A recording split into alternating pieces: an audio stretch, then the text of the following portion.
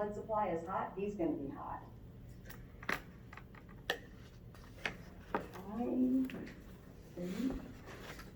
Positive agents, okay. So maternal infectious agents, we already talked about that. That's that list of medicine, diseases there in that box. Drugs. So here I want to stop, just because we see this in our OB rotations. There are some moms that are on methadone because of addiction to cocaine. So here's the deal.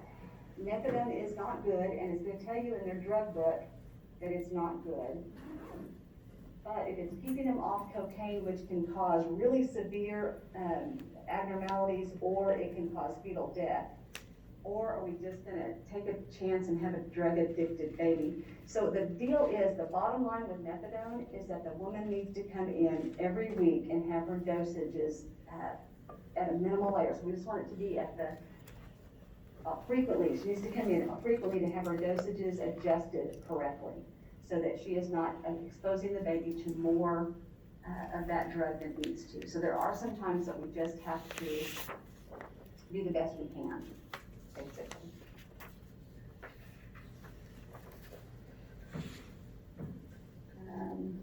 Pollutants, there are things in the air, so you want to make sure that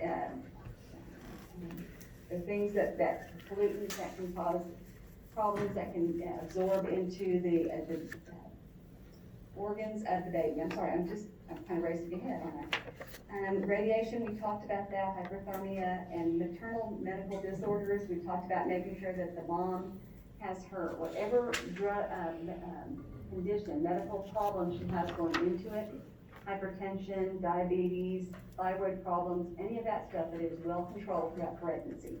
Because we don't want the baby to have problems with hers. If her blood sugars get too high, the baby can actually start making insulin, and then when he's born, he crashes. We're going to talk about that more next week in nutrition. It's pretty crazy.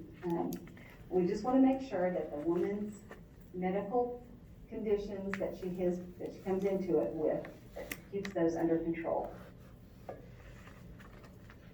So, yes, ideally, we want to prevent fetal exposure before. And when I was wanting to get pregnant the first time, I told you, I'm gonna do it all right, be the perfect mom, and that never happens. But I was working at St. Francis in Tulsa, and they actually had a pre-conception but just a little in-service. And I love in-services. I go to everyone I can. And I went to it, and it said, you need to be taking folic acid.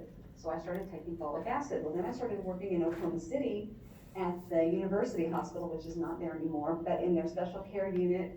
And we had a baby born with spina bifida.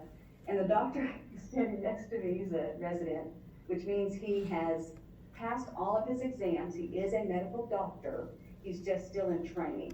He's a full doctor. He's still in training. And he goes, oh yeah, my wife's 3 months pregnant. I need to tell her to take her folic acid. And I was like, yeah, I already missed it. But I didn't say that. I just said, because, I didn't want to shoot down this balloon. But that is something that you want to make sure before you get pregnant that you're doing everything possible to help that be a healthy pregnancy. Sometimes it happens and you can't do that, but if you can, do it. Make sure any infections are caught and treated. Any problems. Drugs or other substances, make sure the doctor is aware of every medicine, even over-the-counter medicines that you're taking, because it can affect the baby. Ionizing radiation, make sure that you are only getting x-rays when it's absolutely life-threatening urgent. That's why they always ask you, are you pregnant or you think you could be pregnant whenever you go in to get an x-ray. And maternal hyperthermia, make sure the client understands that even heating pads could cause problems, and that you make the instructions clear. That is our job as a nursing person. That is our role. And that is it.